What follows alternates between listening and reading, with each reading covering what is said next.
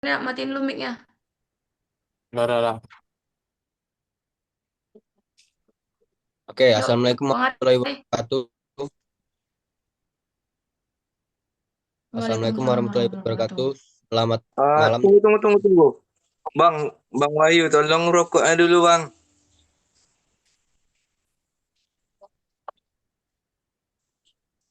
Dah. Gas, gas. Tolong di mute dulu, di mute. Assalamualaikum warahmatullahi wabarakatuh. Selamat malam teman-teman sekalian.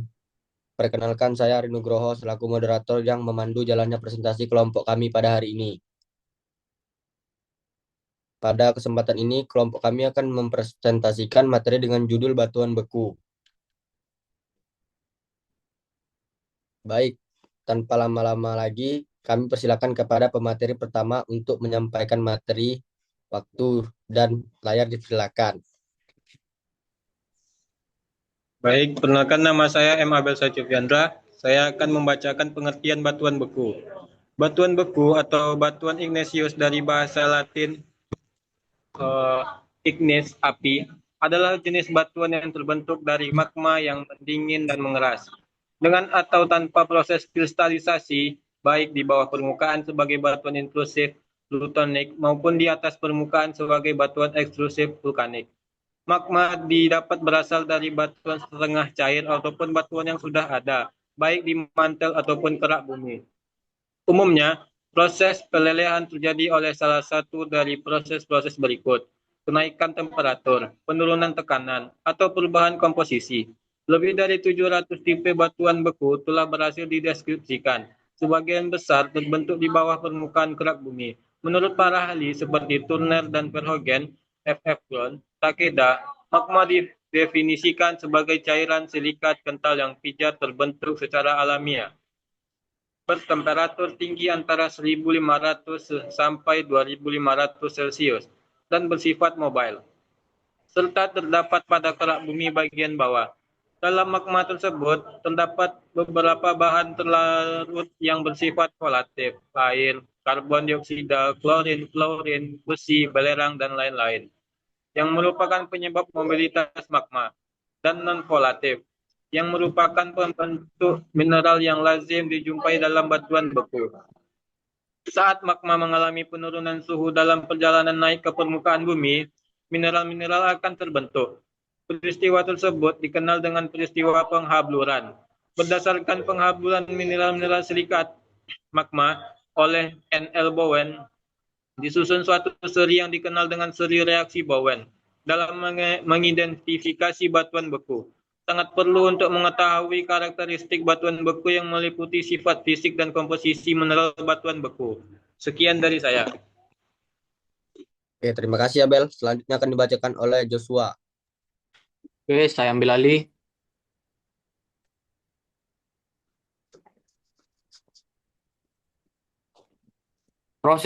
Proses pembentukan batuan.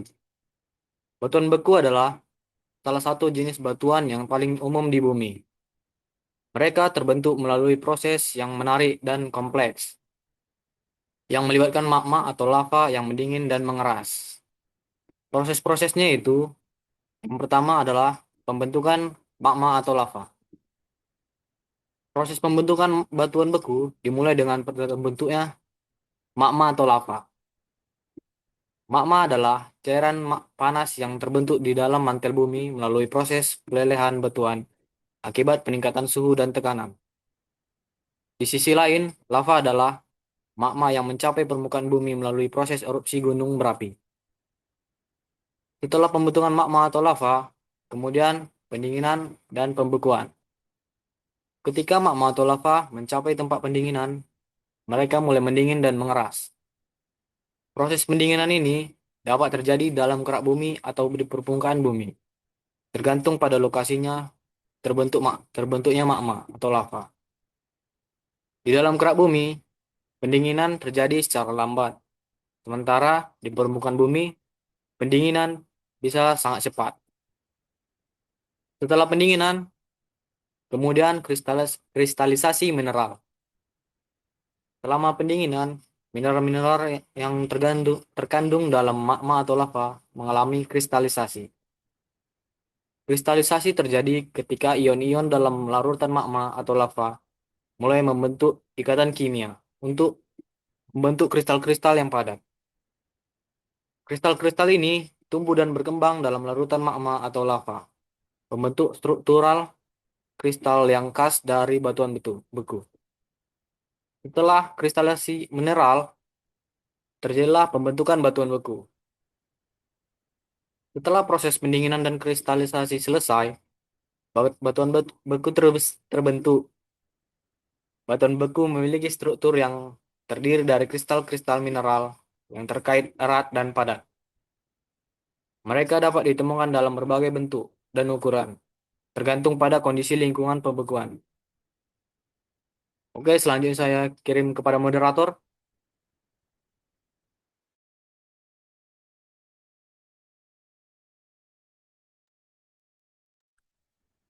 Oke, selanjutnya akan dibacakan oleh Sidik. Izin moderator, Oke, Sidik. karakteristik fisik batuan beku, tekstur dan struktur. Salah satu karakteristik fisik yang paling mencolok dari batuan beku adalah tekstur dan strukturnya. Tekstur batuan beku dapat bervariasi dan dari halus hingga kasar, tergantung pada kecepatan pendinginan magma atau lava. Struktur batuan beku juga dapat mencakup pola kristal, pori-pori, dan bentuk-bentuk unik lainnya yang terbentuk selama proses pembekuan. Yang kedua, warna dan komposisi mineral. Warna batuan beku seringkali bergantung pada komposisi mineralnya. Misalnya, batuan beku yang mengandung banyak mineral olivin dan piroxen biasanya memiliki warna yang lebih gelap, seperti hitam atau hijau gelap. Sementara batuan beku mengandung banyak feldspar mungkin memiliki warna yang lebih terang, seperti putih, merah muda, dan abu-abu. Kembali ke moderator. Oke, terima kasih Sidik. Selanjutnya akan dibacakan oleh Alia. Saya izin ambil alih. Kekerasan dan ketahanan. Batuan beku umumnya memiliki kekerasan yang tinggi dan ketahanan yang baik terhadap erosi dan pelapukan. Ini membuat mereka menjadi bahan bangunan yang ideal dan sering digunakan dalam konstruksi gedung, jalan, dan infrastruktur lainnya. Terima kasih, moderator. Oke, selanjutnya akan dibacakan oleh Cynthia. Oke, saya akan menjelaskan mengenai kerapatan dan porositas. Sebelum kita memasuki kerapatan dan porositas, kita harus tahu apa itu kerapatan dan porositas. Kerapatan itu adalah ukuran massa batuan per satuan volume, yang artinya seberapa padat batuan tersebut. Pada batuan beku, kerapatan dipengaruhi oleh mineral penyusunnya. Selanjutnya, porositas. Porositas adalah persentase ruang kosong atau pori-pori dalam batuan terhadap total volume. Hubungan kerapatan dan porositas itu ketika porositas tinggi, kerapatannya rendah. Sedangkan porositas rendah, maka kerapatannya tinggi. Nah, kerapatan dan porositas batuan beku juga dapat bervariasi tergantung tekstur dan komposisi mineralnya. Batuan beku yang lebih padat dan memiliki sedikit pori cenderung lebih kuat dan tahan lama. Sementara batuan beku yang lebih berpori mungkin lebih ringan tetapi kurang tahan terhadap tekanan. Terima kasih. Oke, selanjutnya akan dibacakan oleh Husen. Baik, terima kasih moderator. Eh, Pembentukan fitur geologis. Karakteristik fisik batuan beku juga dapat mempengaruhi pembentukan fitur geologis yang menarik, seperti pegunungan, lembah, dan goa. Contoh hal lainnya seperti granit yang kuat dan tahan lama cenderung membentuk pegunungan yang menjulang tinggi. Lalu sementara lava yang mengalir dan cair dapat membentuk lembah yang luas dan datar. Baik, terima kasih. Saya kembalikan ke moderator. Oke, selanjutnya akan dibacakan oleh Wahyu.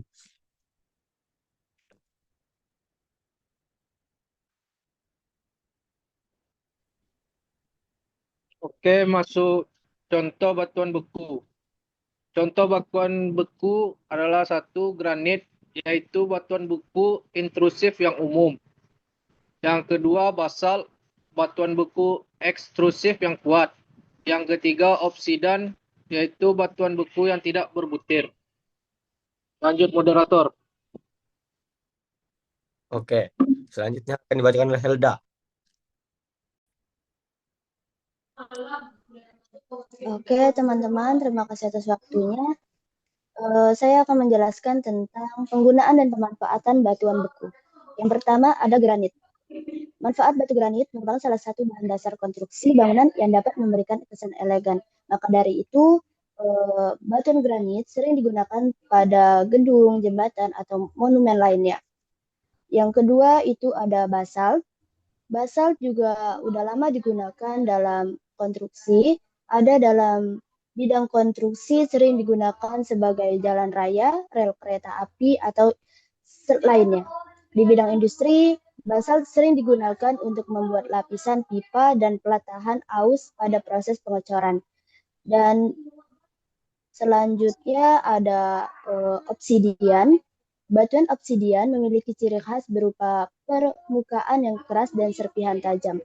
Oleh karena itu, batuan obsidian sejak zaman dahulu dimanfaatkan oleh manusia sebagai alat pemotong atau benda tajam. Yang ketiga itu yang keempat itu diorit. Batu diorit digunakan dalam berbagai bidang seperti konstruksi bangunan, pembuatan batu hias, dan bahan baku untuk membuat batu nisan atau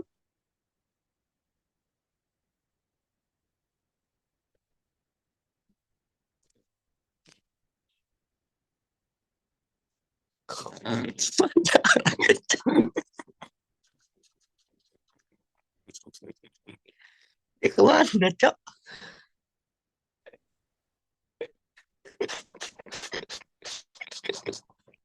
Kok hilang orangnya? Meninggalkan permainan ya. Lanjut, Orang hilang, Cok. lanjut aja. Malah ketawa. Oke, selanjutnya akan dibacakan oleh Rai. Oke, saya akan menyambung dari Kak Sinta tadi. Pumis atau batuan apung biasanya digiling menjadi bubuk yang sangat halus dan digunakan sebagai bahan abrasif ringan dalam berbagai produk, seperti sabun tangan, bahan pengelupas topikal, dan senyawa pemoles. Lalu ada Izin, andesit. Bang. Salah orang, Bang. Izin Helda. melanjutkan dari Kak Helda. Terima Oh kasih. ya, melanjutkan dari Kak Elda. Sorry tadi. Terus ada andesit. Batu andesit merupakan salah satu jenis batuan beku yang banyak digunakan dalam berbagai proyek konstruksi karena kekuatan, ketahanan, dan keterampilan yang alami. Lalu penutup, kesimpulannya, batuan beku merupakan salah satu jenis batuan yang terbentuk melalui proses pembekuan magma atau lava di dalam kerak bumi. Sekian, terima kasih.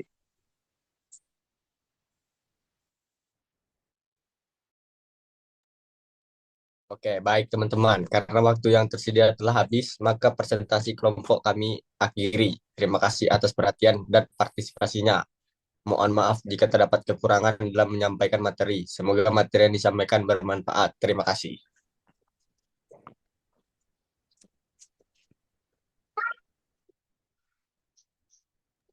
Matikan nih.